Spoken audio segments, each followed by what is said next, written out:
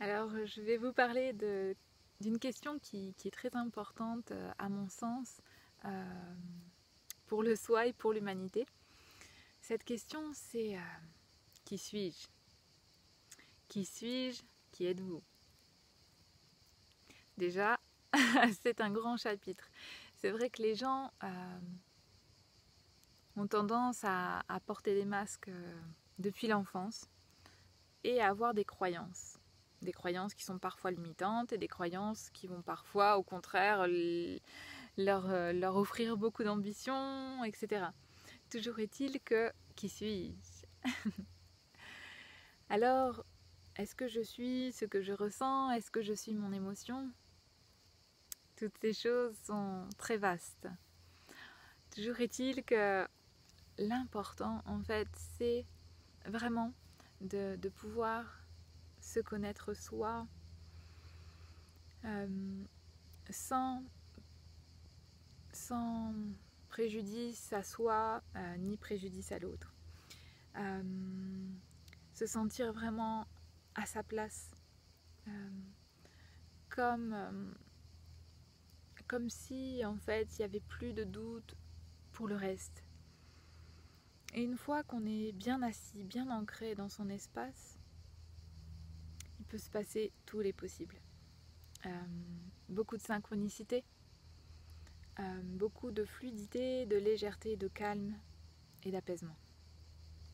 Et cette posture-là, elle donne de l'espace pour respirer, elle donne des espaces pour la créativité.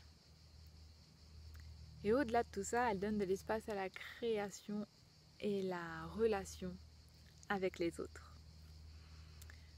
Par exemple, si vous voulez communiquer avec les végétaux, on va commencer avec ça, eh bien, je vous invite simplement à vous poser,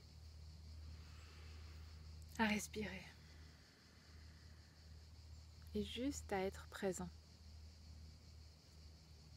conscient de tout ce qui se passe autour de vous, les insectes,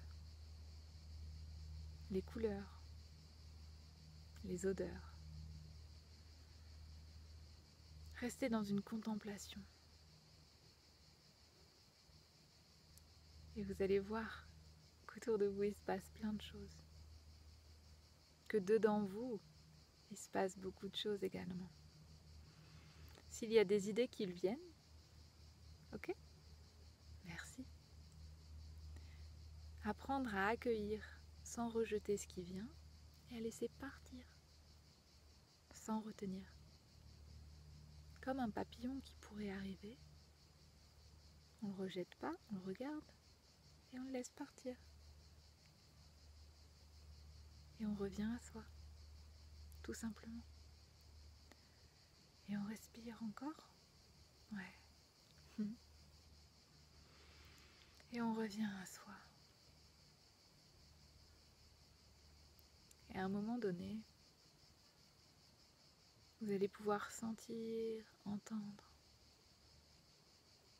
les messages autour de vous.